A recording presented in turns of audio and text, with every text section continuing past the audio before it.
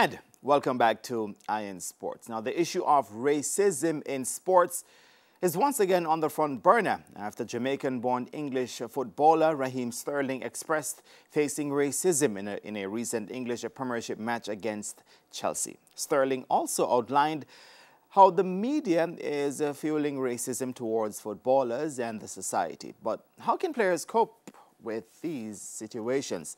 A licensed associate applied sports psychologist Olivia Rose is here as we seek to delve a bit into this issue here on Iron Sports. Ms. Rose, welcome to Iron Sports, first time. Thank you for having me. Yes, our producer is supposed to give you a gift. It's Christmas after all, right? Definitely. All right, we're going to be looking at this issue of racism a bit closer. We have a clip to play for you as well, and this comes from Englishman Dave Kitson. Let's take a look at that. Condone this racism in any way, shape or form. It's disgusting. I do believe that players make themselves a target. You know, why Raheem Sterling? There's other black players on the pitch, okay, every single week.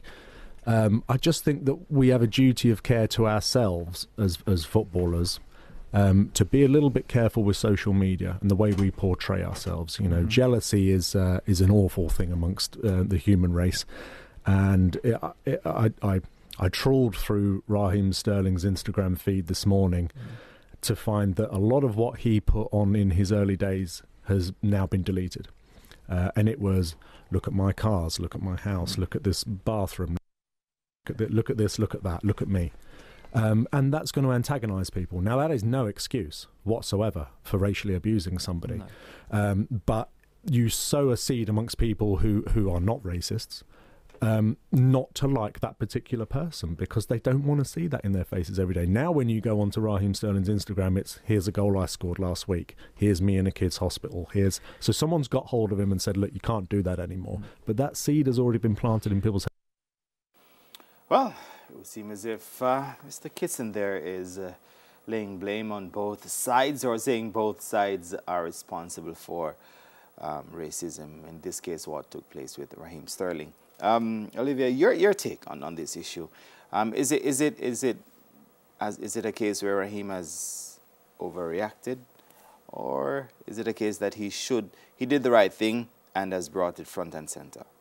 Well, in this case, because there are so many cases with him, I believe and I'd like to commend him for the way in which he responded and the way in which he tried to educate and put responsibility on the journalists that, you know, they have to be more mindful and more responsible in how they post headlines and the things that they say about him. Of course, athletes do have responsibility in terms of their impression management on social media, but is this a reason for you to attack somebody because they have decided to purchase a house for their mother who would have been a very instrumental form of support for them? And is this reason for you to justify why you're going to make certain comments about the color of their skin? Hold that point. By the way, the issue that Olivia is pointing to just now, where she mentioned a house, Raheem Sterling, after this incident, posted a picture of a black English footballer and a white English footballer, both who play for Man City, posting a house that they bought recently. Now, the black player, well, he was chastised for showing off. The white player, Phil Foden, also bought a house for his mother, both young players, and not yet out-and-out big stars for Man City. The white player was hailed for buying his mother a house, albeit Tosin Adrabayo, he didn't point out fully in his post that that house was for his mother, but nonetheless turned out that he had bought the house for his mom. But both players were depicted in contrasting fashion. Right, one would be depicted in a way that they were splurging, rich and right, showing and off. The other one just depicted as, oh, this is a noble, nice thing to do. Right. So I think the question more is, how do we get people to be more responsible about comments that they make about people because of the color of their skin, or not just the color of their skin, because this is bigger than that. This is about groups that have been discriminated against. So we have women in sports who also receive different types of discrimination because they're in a predominantly male field or because of the color of their skin and the role that they play. So it is really, I like the fact that he mentioned that, you know, the media needs to be more responsible in how they word things, and, you know, they influence a lot in terms of how people think and what people are told to think about and how they are told to think about it. So yes, there needs to be greater responsibility from the media in terms of, you know, reducing this huge by being careful of how they depict players. Depicting players, definitely. But let me play devil's advocate here now. This is the sporting arena. This is one for gladiators, and you know, a lot will be said in the stands.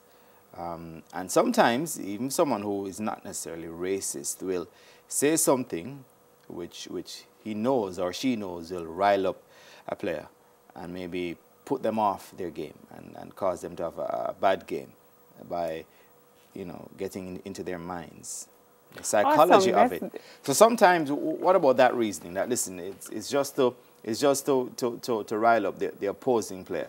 As I'm a Man United supporter, and in this case a Chelsea supporter, and Raheem is playing for Man City, and I just want him. I know he's a very good player. In fact, he got Player of the Month. But I just want him to have a bad game against my team. So, you know. Well, that's the way in which the game of sport has been changing and has changed, because not just in football, in cricket, there is a big announcement before the start of the match that no form of racism will be allowed. Right. And there are several other sports in which, you know, you cannot make certain comments regardless of who you are cheering on. Definitely, I do believe that players need to be mentally strong, because you cannot control what fans will do or what they will say. So again, it boils down to how you choose to respond, which is why I have commended his response to those comments and the way in which he dealt with it and still ended up having a very good game. So ultimately, it is racist comments and racism will exist in sports for a long time to come. It is slowly changing, and we're happy that we're even having this conversation. But at the same time, until that happens in the way we want it to, players have a great responsibility to tap into those mental muscles, to ignore, to delete, and to remain focused on what it is that they have to do, which is perform when it matters most, which is in a competition setting. Easier said than done. Definitely. That is why. You work with, for instance, the West Indies female cricketers, and at times they do go overseas to play, and just by merely being overseas, being in a country sometimes which they know of a history of, you know, certain things, including racism and so on. How do you encourage them to, like I said, it's easier said than done, but how do you encourage them to stay focused on the field of play specifically? Do you say, you know, turn to your captain, have the scene? It's a whole host of things that you have to do to remind players generally to stay focused, regardless of racist comments or where they are competing. So it would be, you know, remember to draw from the strength of each other. If it's a team sport, you know, remember all of the sacrifices and the training that you would have put in to get you to this place. And just be present, be in the know, and trust your abilities, trust the process. A whole host of things. And it depends on the athletes and the player and the team, because some people, you know, different cues and different words and different psychological techniques will work for some people. So it is really about, as much as possible, and as humanly possible, not losing your energy, because the time that you will take to respond in a negative way to comments that will attack you at the core will cause you to not be able to focus, not be able to perform at the way you want to. Do you run the risk of having players pay too much attention to that, and the taunting and the racism and so on, by sometimes saying, listen, do your research about the team and about the place before you go there, so you're fully aware of where you are? Yes and no. I mean, researching the place and where you'll be in terms of, you know, the food, the weather, the culture, and more so the culture. Not even so the football, the culture, in terms of how people generally treat you based on your skin color, based on where you're from, etc.? Well, where you're from is always going to be a challenge, especially sometimes when you are from Jamaica, in a positive and a negative light, because brand Jamaica is very dynamic.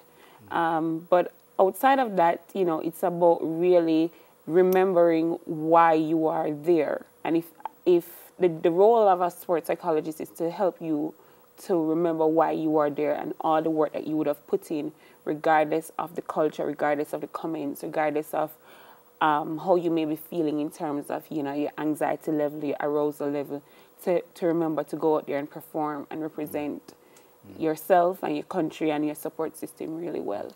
We usually hear the stories of the black player who complains or makes it public what's happening racially. What about reverse racism? The white player now, or the colored player who faces that as well, because racism doesn't just go one way. Right, and as I said, you know, it's not just about the color of your skin. There are so many different elements of discrimination, and every group has their own right. So it is about remembering why you are here, why are you going to compete, being present, blocking out that which is considered distraction. Because if it's going to cause you to lose your energy and not remember why you're there, or to give off energy to respond, or to have an argument, that is not why you're there. And the nature of your sport, regardless of how technical or how simple it may be, requires your concentration. So, you know, it's about tapping into that reservoir of positive energy that can help you to perform. And then after the competition, after the event, you can talk to somebody about it, or you can decide how you're going to release that energy in a positive way. All right. Well, there's one last question, because we're looking to wrap up this segment. In all the work you've done thus far, the research, helping teams and players, how far along do you think this fight against the racism in sports is, percentage-wise, you'd think? How far along? Yeah. The good thing is that it is changing, because we have so many different groups that are discriminated against. So it's bigger than race. But at the same time, the fight is still very far. We would like it to be much further, where people are more tolerant of differences, and where you can support a particular side and not make comments to belittle or get to the core of somebody because of the color of their skin. Right. Olivia Rose, sports psychologist, thank you so very much for being with us here on IN Sports. And make sure Jerome gives you your gift, your Christmas gift. Okay. All right, now we take a break here on IN Sports, and when we come back, we're going to be looking at the equestrian riding. Soon come.